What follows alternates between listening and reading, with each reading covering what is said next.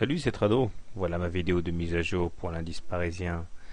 La séance avait très bien commencé puisque dès l'ouverture nous avions inscrit un nouveau plus haut, le temps d'aller toucher l'oblique marron ici que j'ai un petit peu ajusté par rapport au graphe d'hier pour tenir compte avec précision des plus hauts. Et à peine avons-nous eu touché en ouverture la partie haute là, du canal ocre que nous avons entamé une lente agonie, une lente décrue. Bon, attention, hein, la baisse demeure vraiment anecdotique, 0,11%.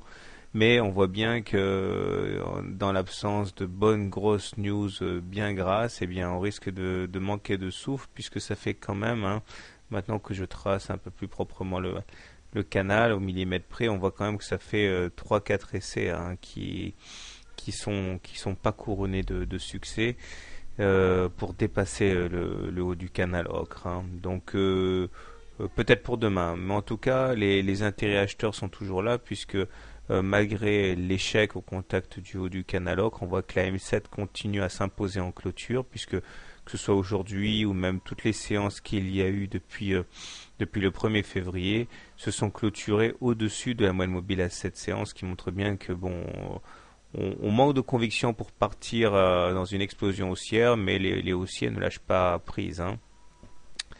Et puis surtout, hein, l'essentiel demeure qu'on a inscrit un nouveau plus haut aujourd'hui. Hein.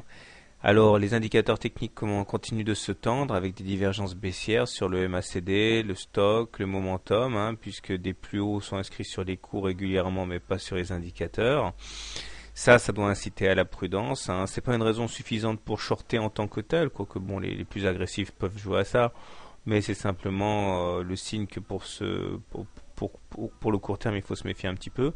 J'ai également dessiné ici une sorte de biseau en pointillé vert qui également va nous permettre d'anticiper peut-être les mouvements, puisque bon, si c'est par le haut qu'on casse, et bien dans ce cas, il faudra attendre un contact sur le haut du canal vert qui pourra être formé.